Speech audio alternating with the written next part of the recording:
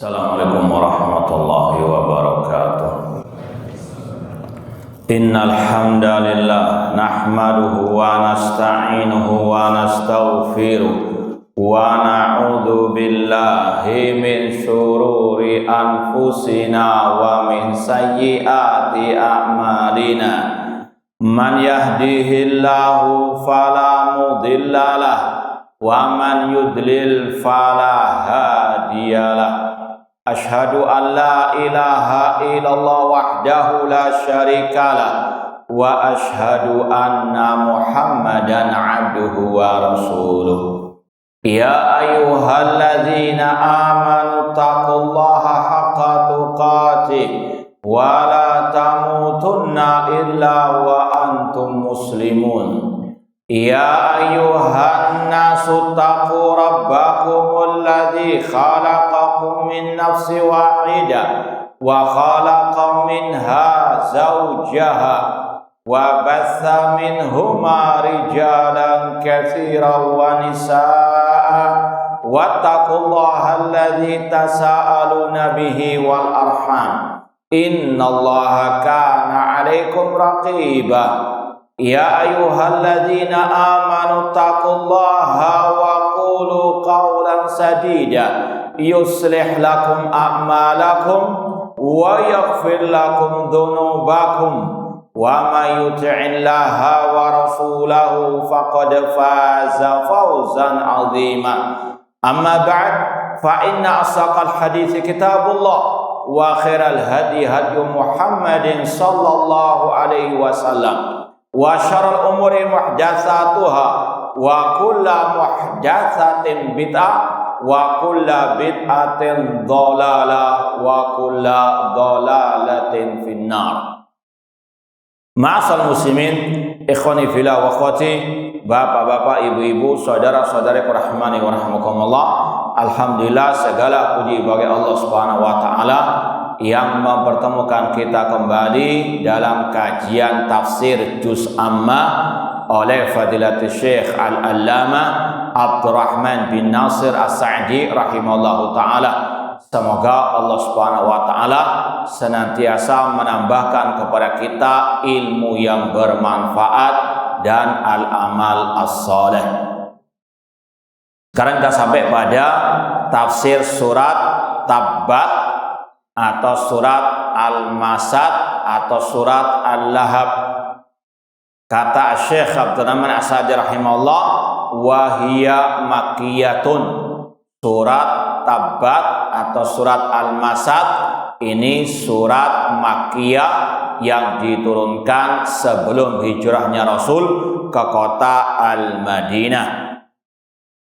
Setelah bismillahirrahmanirrahim, Allah Subhanahu wa taala berfirman, tabbat yada abi lahabin wa tab. Celaka kedua tangan Abi Lahab dan sungguh dia sengsara. Ma aghna anhu maluhu wa ma kasab. Tidak bermanfaat baginya hartanya dan apa yang dia kerjakan. Sayasla naran dzata lahab. Dia akan dimasukkan ke neraka yang menyala-nyala. Wa mra'atuhu hammalatal hatab. Demikian pula istrinya juga dimasukkan ke dalam api neraka yang dia membawa kayu bakar. Fi jidiha hablum min masad. Di lehernya ada tali dari masad, yaitu serabut dari pohon kurma. Baik, ini 5 ayat dari surat Tabbat atau surat Al-Masad. Kita baca tafsir dari Syekh Abdurrahman As-Sa'di rahimahullah. Kata beliau, Abu Lahabin huwa ammun Nabi sallallahu alaihi wasallam wa kana syadidal adawati wal adhiyati lahu. Abu Lahab adalah paman Nabi SAW dan dia sangat keras permusuhannya dan sangat menyakiti, mengganggu Nabi Shallallahu Alaihi Wasallam. Ikhwani fillah wa akhwat rahmani wa rahimakumullah, paman Nabi itu ada 3 macam, 3 kategori.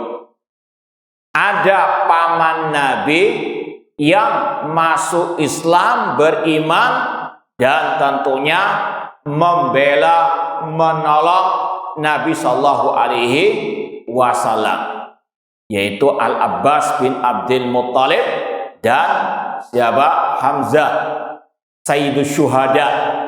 Itu 2 paman Nabi SAW yang terbaik, Al-Abbas bin Abdul Muttalib, kemudian Hamzah bin Abdul Muttalib radhiyallahu anhum jami'an. Ya, sekaligus sahabat Nabi Shallallahu Alaihi Wasallam. Kemudian yang kedua, kategori paman Nabi SAW yang kafir, tidak masuk Islam, namun tetap membela Nabi SAW. Siapa itu? Abu Thalib. Ya, dan dengan pembelaan itulah dia diringankan azabnya oleh Allah di neraka, meskipun tetap dia kekal dalam api neraka karena dia tidak beriman. Ya, sampai akhir wafatnya pun sudah kita sampaikan, ya, dia diseru oleh Nabi untuk masuk Islam. Ya ammi, qul kalimatan uhajulaka biha indallah. Wahai pamanku, ucapkan kalimat tauhid la ilaha illallah yang aku akan bersaksi di sisi Allah Subhanahu wa taala untukmu. Namun dia mengikuti bisikan teman-temannya yang musyrik, ya, karena teman-temannya juga membisikkan atarghabu an millati Abdul Muttalib, apakah engkau tidak suka dengan ajaran nenek moyangmu? Itu ajaran menyembah banyak sesembahan, ya. Dan terakhir dia memilih mengikuti bisikan teman-temannya, meninggalkan seruan Nabi untuk masuk Islam, meskipun dia dalam hatinya meyakini agama Nabi Muhammad agama yang terbaik, sebagaimana dalam ungkapannya, laqad alimtu bi anna dina Muhammadin min khairi adyanil bariyati dinan. Kata Abu Thalib, aku sungguh-sungguh meyakini agama yang terbaik adalah agama Muhammad. Ya, Abu Thalib pamannya itu luar biasa yakin, dalam hatinya membenarkan ajaran Islam yang dibawa oleh Nabi SAW. Laulal malamatu au hidaru masabatin lawajatani samhan bidaka mubina. Seandainya aku tidak takut caci makian, ya, celaan, bulian orang-orang kafir musyrikin yang lain, engkau akan mendapatiku masuk al-Islam. Ini adalah paman Rasul dalam kategori yang kedua, yang tidak beriman alias kafir musyrik, namun dia tetap membela Nabi SAW, bahkan tahu agama yang dibawa oleh Nabi Muhammad agama yang hak, namun Abu Thalib ikut ajaran sungkanisme, sungkan dengan kaum musyrikin yang lain kalau mau masuk al-Islam. Ya, kemudian kategori yang ketiga dari paman Nabi SAW, yaitu yang tidak beriman, yang kafir, yang musyrik, dan dia menyakiti, mengganggu, ya, Nabi Shallallahu Alaihi Wasallam, yaitu di sini Abu Lahab. Ya, kata beliau, Abu Lahab huwa ammun Nabi SAW. Abu Lahab siapa namanya? Ada yang tahu? Abu Lahab ini gelar, namanya Abdul Uzza. Itu berhalanya. Kalau seorang muslim haram menamakan dirinya dengan Abdul Uzza atau anaknya. Uzza nama berhala mereka. Kalau menurut para ulama, ini salah satu berhala mereka, Al-Uzza, mengambil dari nama Allah Al-Aziz. Maka sekali lagi, ini salah satu bentuk penyelewengan kaum musyrikin jahiliyah menamakan berhala mereka, mengambil dari nama Allah namun diganti dengan tadi Al-Uzza. Ala kullin, ini namanya Abu Lahab Abdul Uzza, kunyanya Abu Utbah, ya, karena salah satu anaknya Utbah. Adapun digelari Abu Lahab, kata para ulama, karena wajahnya itu kemerah-merahan seperti bara api. Karena lahab artinya bara api, maka kenapa dinamakan Abu Lahab tadi? Karena wajahnya yang kemerah-merahan. Abu Lahab itu bukan nama, itu bukan kunya, namun itu gelar. Ya, Abu Lahab huwa amun Nabi sallallahu wa kana syadidal adawa wal adiyalahu. Dikenal dengan permusuhannya terhadap Nabi sallallahu alaihi wasallam. Ya, kalau kita buka tafsir-tafsir yang panjang lebar seperti tafsir At-Tabari, Ibnu Katsir, kita dapati bahwasanya surat ini Allah turunkan ketika Nabi SAW setelah awal turunnya wahyu kepada beliau berdakwah secara sembunyi-sembunyi, dari rumah ke rumah. Kemudian Allah menurunkan ayat dalam surat Al-Mudaththir, wa anzir ashiratakal aqrabin, dan berilah peringatan kepada karib kerabatmu yang terdekat, wahai Nabi. Ini perintah Allah untuk Nabi berdakwah dengan terang-terangan terbuka. Maka setelah itu Rasul langsung naik ke atas bukit dan memanggil kabilah-kabilah bangsa Arab pada waktu itu. Wahai Bani Fulan, wahai Bani Fihir, ya ma'syara Quraisy. Mereka dikumpulkan oleh Nabi SAW. Pertama kali Nabi mengatakan, apakah kalian percaya kalau aku memberikan peringatan kepada kalian bahwasanya musuh akan menyerang kalian? Mereka awalnya mengatakan, kami mempercayai, belum pernah kami mendapatimu berdusta.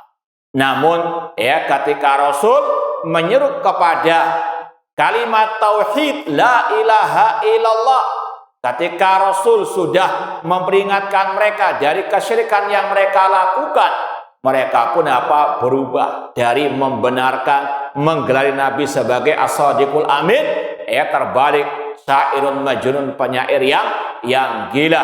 Innahum kanu idza qila lahum la ilaha illallah yastakbirun. Sesungguhnya mereka orang musyrikin jahiliyah ketika disuruh untuk mengucapkan la ilaha illallah, mereka sombong. Wa yaqulun a inna la tariku alihatina li syairin majnun. Kata orang-orang musyrikin jahiliyah, apakah kami akan meninggalkan sesembahan-sesembahan kami ini hanya untuk mengikuti seorang penyair yang gila? Rasul mengatakan, qulu la ilaha illallah tuflihu. Katakanlah la ilaha illallah, kalian akan selamat. Apa jawaban orang musyrikin jahiliyah? Aja'alal alihata ilahan wahida. Apakah Muhammad ingin menjadikan sesembahan itu hanya sesembahan yang satu? Ini sesuatu yang aneh. Ketika sekali lagi Rasul mendakwai mereka kepada tauhid, mengumpulkan orang-orang musyrikin di kota Mekah pada waktu itu, mereka pun berkumpul karena mereka tahu Rasul as-sadiqul amin.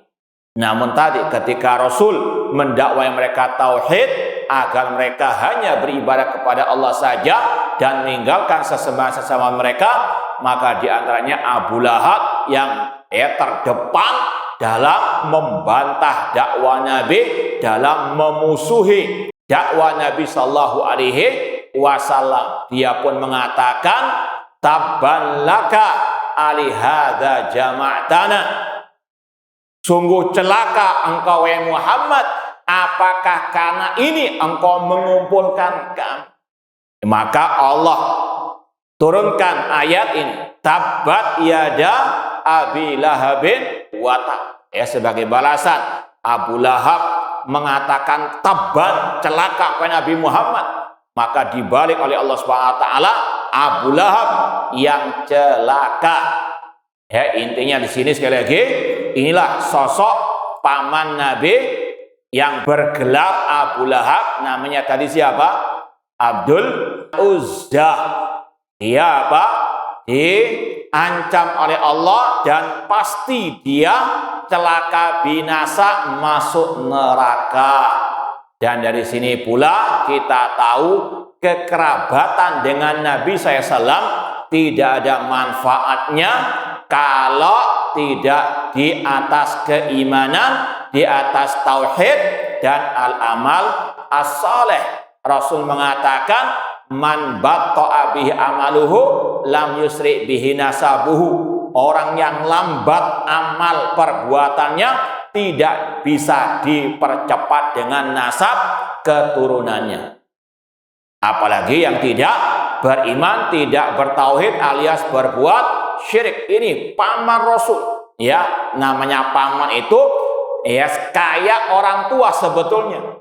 Ya, sebagaimana kata orang Arab, bahwasanya namanya paman itu seperti penggantinya ayah, namun tidak ada manfaatnya ketika dia jauh dari ajaran Nabi SAW, terutama ajaran at-tauhid. Abu Thalib, Abu Lahab, meskipun pamannya Nabi, dekat kerabatannya dengan Nabi, kekal dalam api neraka. Bahkan Nabi sendiri pernah berkata kepada putrinya, ya Fatimah binta Muhammad, salini min mali masyiti la ugni anki minallahi syai'ah. Wahai Fatimah, putrinya Muhammad, mintalah kepadaku dari harta dunia yang engkau kehendaki, karena aku tidak bermanfaat bagimu pada hari kiamat kelak. Likulin darajatun mimma amilu. Kata Allah, setiap manusia mendapatkan derajat di sisi Allah sesuai dengan amal perbuatannya, bukan karena nasab keturunannya. Bahkan kata Rasul, lau sarakot Fatimah laqata'tu yadaha. Seandainya Fatimah putri Nabi Muhammad mencuri, aku potong tangannya. Dalam hal ini tidak ada nepotisme. Manusia mulia dengan iman dan amal soleh, dengan takwa kepada Allah Azza wa Jalla, bukan dengan nasab keturunannya. Ini paman Rasul Abu Lahab dimasukkan ke dalam api neraka. Demikian pula dengan Abu Thalib. Kemudian kata beliau tadi, wa kana syadidal adawah. Abu Lahab ini luar biasa permusuhannya kepada Nabi dan kepada dakwah tauhid yang diajarkan oleh Nabi Shallallahu Alaihi Wasallam. Ya, kalau tadi antum lihat lagi di tafsir Imam Tabari ataupun tafsir Ibnu Katsir, disebutkan banyak riwayat bagaimana dahulu Abu Lahab itu menghalangi manusia dari dakwah tauhid yang diajarkan oleh Nabi SAW. Ketika Rasul masuk ke pasar menyeru orang kaum musyrikin kepada kalimat tauhid la ilaha illallah, di belakangnya sudah ada Abu Lahab. Buntuti terus setiap orang yang didakwai oleh Nabi, dibisik oleh dia, orang itu kadzib, dusta. Padahal sebelumnya dikenal dengan as-sadiqul amin, karena dakwah tauhid berubah sikap mereka terhadap Nabi Sallallahu Alaihi Wasallam. Namun ini sunnatullah, bukan hanya dialami oleh Nabi Sallallahu Alaihi Wasallam, namun dialami oleh semua para anbiya dan rasul sebelum beliau. Ini yang sudah sering kita sampaikan, namun tidak mengapa untuk kita ulang-ulang terus. Wa dzakir fa inna dzikra tanfa'ul mu'minin. Ini menunjukkan bagaimana pentingnya dakwah tauhid. Para nabi, para rasul semuanya sepakat di atas dakwah yang satu ini, dakwah tauhid, agar manusia beribadah hanya kepada Allah semata. Iyyaka na'budu wa iyyaka nasta'in. Mulai zaman Rasul pertama Nabi Nuh alaihi assalam, laqad arsalna Nuhan ila qaumihi faqala ya qaumi ibudullah ma lakum min ilahin ghairu. Surat Al-A'raf, coba dilihat ayat 59. Sungguh kami telah mengutus Nuh kepada kaumnya. Apa? Dakwah. Nabi Nuh, apa intisari ajaran beliau, prioritas dakwah beliau? Ya qaumi budullah, wahai kaumku, ibadahilah Allah, malakum min ilahin ghairu. Sekali-kali tidak ada sesembahan yang hak bagi kalian kecuali Allah. Apalagi memang di zaman Nabi Nuh, itulah sejarah pertama kali, kata para ulama, munculnya kesyirikan. Wa qalu la tadarunna alihatakum wa la tadarunna waddan wa la su'an wa la yaghutha wa ya'uqa wa nasra. Kaum Nabi Nuh berkata kepada yang lainnya, jangan kalian meninggalkan sesembahan-sesembahan kalian, jangan kalian meninggalkan Wad, Suwa, Yaghuth, Ya'uq dan Nasra. Kata Abdullah bin Abbas, ini 5 orang soleh yang disembah di zaman kaum Nabi Nuh alaihi assalam. Padahal sebelumnya tidak ada kesyirikan. Sebagaimana firman Allah dalam surat Al-Baqarah, nanti dilihat ayat 213 atau berapa itu. Kana nasu ummatan wahida fa ba'atsallahu nabiyina mubasyirin wa mundirin. Dahulu manusia umat yang satu. Kata para ulama tafsir, yaitu di atas tauhid, di atas ajaran Nabi Adam alaihissalam. Belum ada kesyirikan, belum ada penyembahan kepada selain Allah. Antara Nabi Adam dan Nabi Nuh 10 abad, kanu ala syariati Adam alaihissalam. Semuanya di atas agama ajaran tauhid yang disampaikan oleh Nabi Adam alaihi assalam. Sampai tadi munculnya penyembahan kepada orang-orang soleh tersebut. Maka Allah mengutus Nabi Nuh kepada orang-orang yang menyembah orang-orang yang soleh tersebut. Namun apa jawaban kaum Nabi Nuh? Qalal mala'u min qaumihi inna lanaraka fi dhalalin mubin. Para tokoh-tokoh kaum Nabi Nuh mengatakan, sesungguhnya kami melihat wahai Nuh dalam kesesatan yang nyata.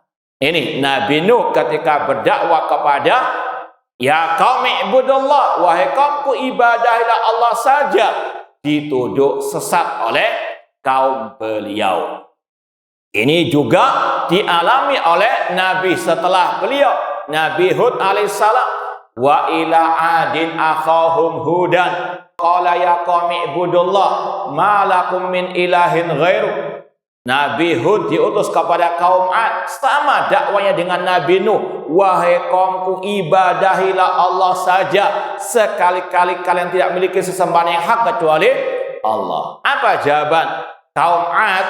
Qalal mala'ul ladina kafaru min qaumihi inna lanaraka fi safahatin wa inna lanadhunnuka minal kadzibin. Baik, nanti dilihat dalam lanjutan tadi surat Al-A'raf ayat 60-an atau 65 itu. Ketika tadi Nabi Hud mengatakan wahai kaumku ibadahilah Allah saja, kaum Nabi Hud berkata, alias kaum Ad mengatakan, ya, terutama dari orang-orang kafir, dari tokoh-tokoh mereka, sesungguhnya kami melihatmu dalam kebodohan dan kami mengira engkau berdusta. Ini tuduhan-tuduhan yang keji kepada para nabi, para rasul, sampai kepada Nabi kita Muhammad SAW dikatakan syairun majnun. Dan ini yang juga Allah firmankan dalam surat Az-Zariyat, kadzalika ma atal ladina min qablihim min rasulin illa qalu sahirun aw majnun atawasabih bal hum qaumun taghun. Demikianlah kata Allah, tidaklah datang seorang rasul yang itu tadi mendakwakan tauhid agar manusia beribadah kepada Allah, tidak berbuat syirik, maka mereka kaum-kaum para anbiya wa rasul mengatakan sahirun aw majnun, mereka ini adalah tukang sihir, ini adalah orang yang gila. Naudzubillah min dzalik. Ya, makanya Rasul SAW pernah bersabda, bada'al islamu ghariban wa sayaudu ghariban kama bada'a fatubalil ghuraba.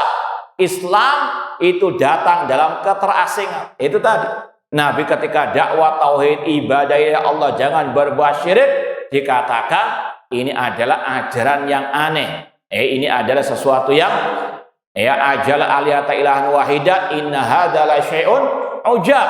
ini Islam datang dalam keterasingan, dianggap aneh, asing oleh kaum musyrikin jahiliyah karena mereka sudah terbiasa menyembah banyak sesembahan. Ada yang menyembah nabi, ada yang menyembah orang yang saleh, ada yang menyembah matahari, bintang, api dan sebagainya. Maka ketika datang dakwah tauhid agar mereka beribadah kepada Allah, ini kata Rasul, bada Islam ghariban, terasa asing. Kata Rasul, wa sayaudu ghariban, dan akan kembali Islam dalam keterasingan. Dakwah tauhid juga dianggap asing di zaman ini dan juga di akhir zaman nanti. Kata Rasul, seperti awal mulanya terasing.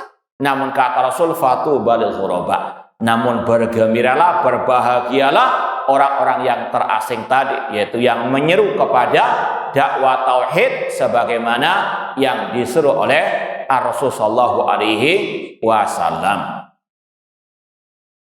Baik, itu sekilas tentang Abu Lahab.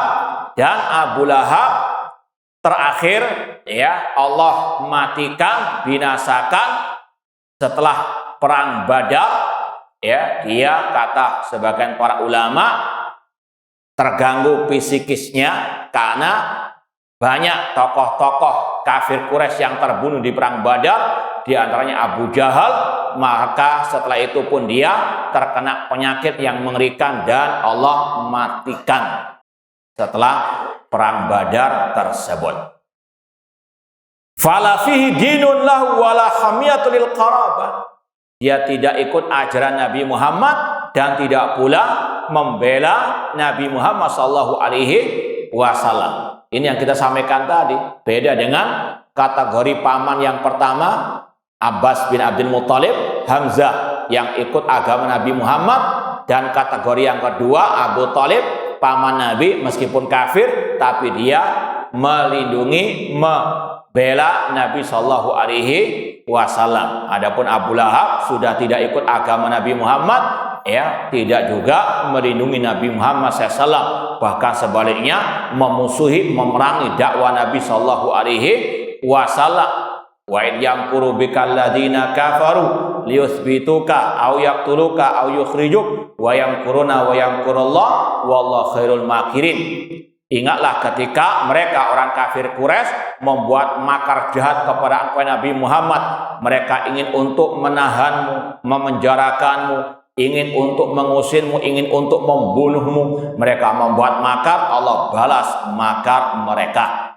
Kemudian kata beliau, qabbahahullah, maka Allah hinakan Abu Lahab fi dunya wal akhirah. Fadzammahullah bihadza dzamil azim, dan Allah celah Abu Lahab sepanjang masa sampai hari kiamat. Ini adalah apa? Surat yang mencela paman Rasul yang gelarnya tadi Abu Lahab karena dia menghina Nabi, memusuhi Nabi. Celah ini dibaca terus sampai hari kiamat. Ini luar biasa bagaimana Allah menghinakan Abu Lahab sepanjang masa. Fadzammahullah bihadza dzamil azim alladzi wa khizyun alaihi ila yaumil qiyamah. Ini penghinaan, celaan Allah kepada Abu Lahab yang telah memusuhi, menghina Nabi sallallahu alaihi wasallam. Ini wallahu taala alam. Ini juga yang sudah kita lewati pembahasannya dalam ayat inna syani'aka huwal abtar. Sesungguhnya yang memusuhi Nabi Muhammad, dia terputus dari segala bentuk kebaikan. Di antara yang memusuhi Nabi Muhammad dan sengit permusuhannya, Abu Lahab, balasannya Allah hinakan di dunia wal akhirah. Na'udzubillahi min dzalik. Kemudian dimulai tafsir yang pertama, tabbat yada abi lahabin ai khasirat yadah wa syaqiyah. Arti tabat yada, rugi kedua tangan Abu Lahab, dan dia binasa, celaka. Wa tabba falam yarbah, dia tidak beruntung. Ada ungkapan dari sebagian ulama itu karena ada dua kata yang diulang. Tabat Itu dari kata-kata tabba. Ada pengulangan tabbat yada abi lahabin wa tab. Tabbat, tabba. Ini maknanya sebagian mengatakan berbeda.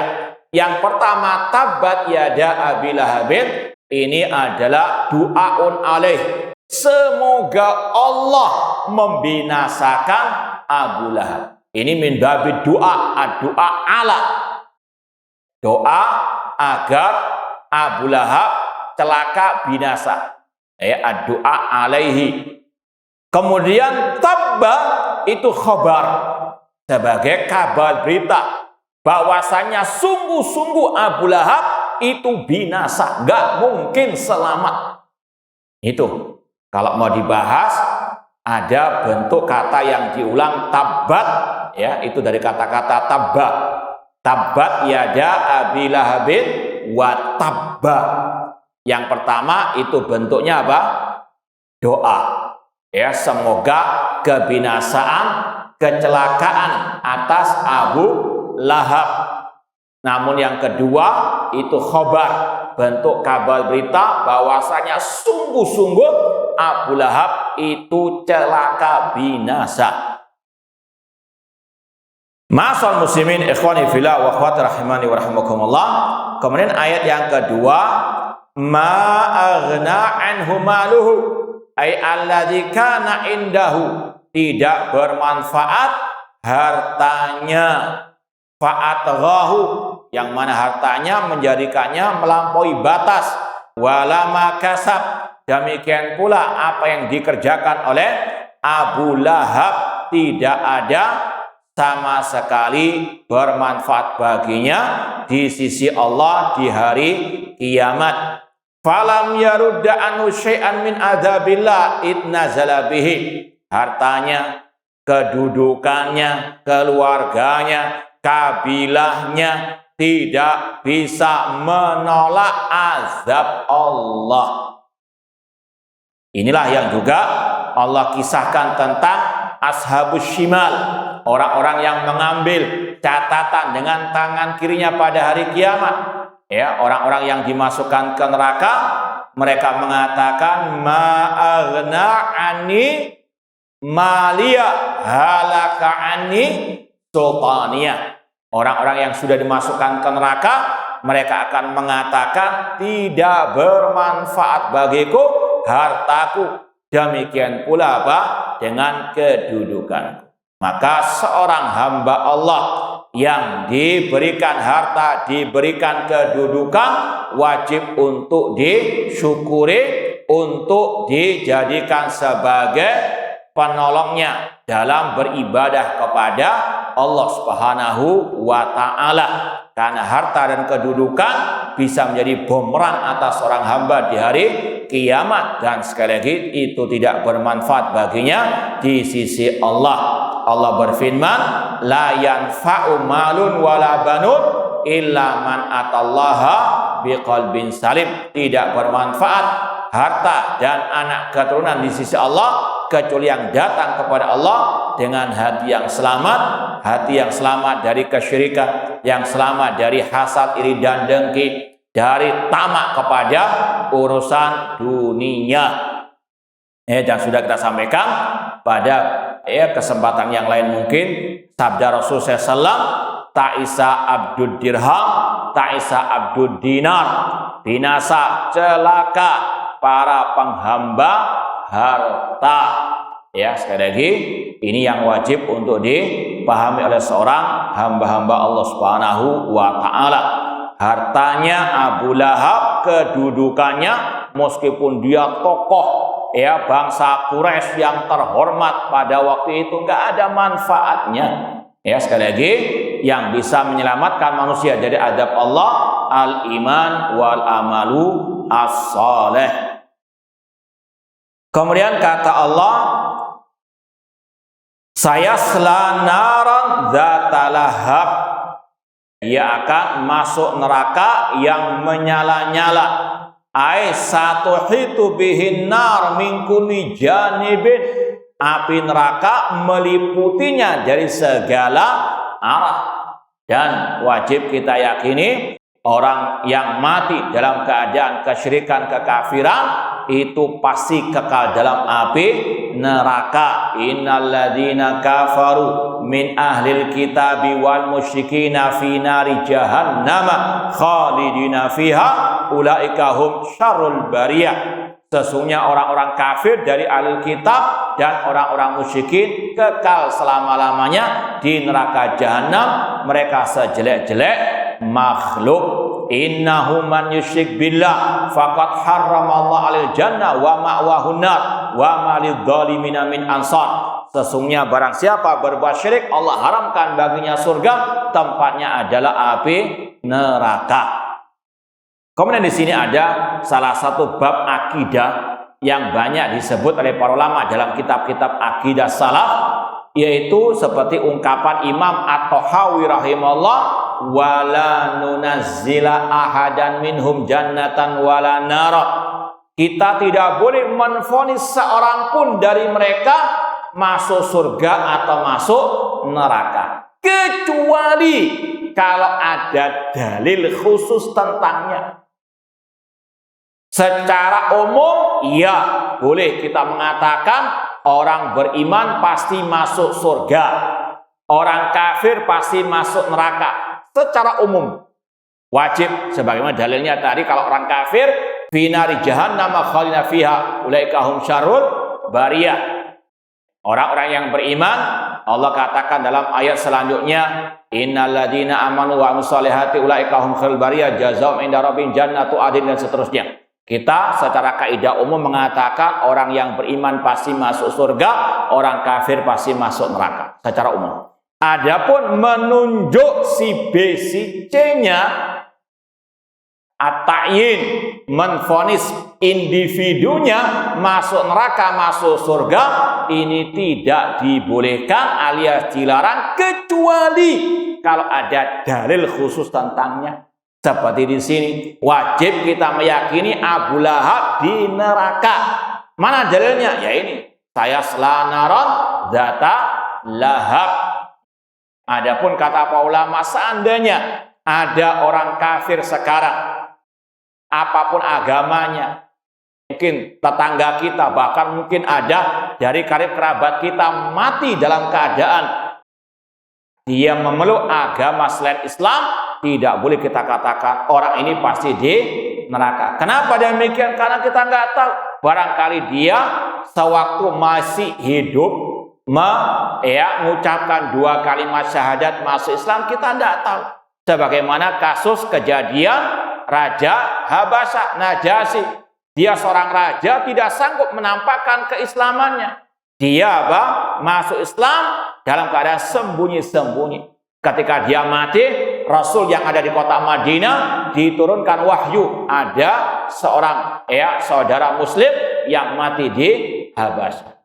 Maka sekali lagi, untuk vonis orang perorangan, ini sekali lagi kita serahkan kepada Allah, kecuali kalau ada dalil yang khusus tentangnya. Abu Bakar di surga, Umar di surga, Utsman di surga, Ali di surga, sebagaimana sabda Rasul. Kita yakini mereka khulafa rasyidun, para penghuni surga Allah Subhanahu wa taala, dan seterusnya. Dan sekali lagi, kaidahnya kata para ulama, menvonis secara umum, iya wajib orang mukmin pasti masuk surga, orang kafir di neraka. Tapi individu-individunya tidak boleh kita katakan ini di surga di neraka, kecuali kalau ada dalil khusus tentangnya. Seperti di sini, Abu Lahab pasti masuk neraka. Saya selanaron dzata lahab.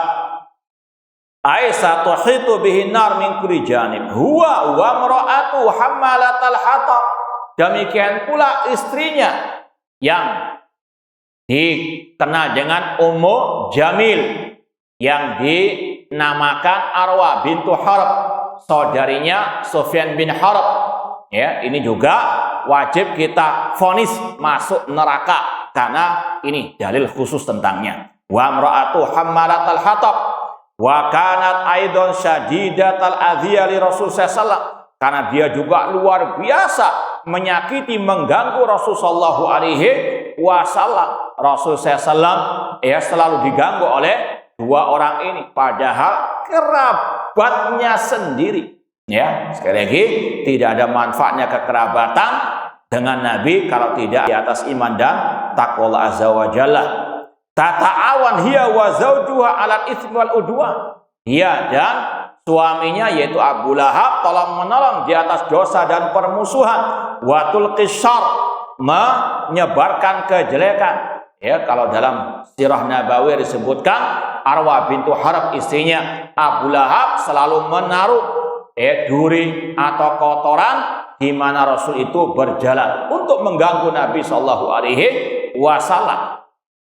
Watas aghayata ma takdir alim fi adiyati Rasul sallallahu, apapun yang dia mampu dia lakukan untuk mengganggu, menyakiti Rasul sallallahu alaihi wasallam. Wa tajma ala dhariha al auzar, maka dia pun menanggung dosanya di atas punggungnya. Bimanzilati man yajma hataba, sebagaimana orang yang memikul kayu bakar. Dan memang demikianlah keadaannya.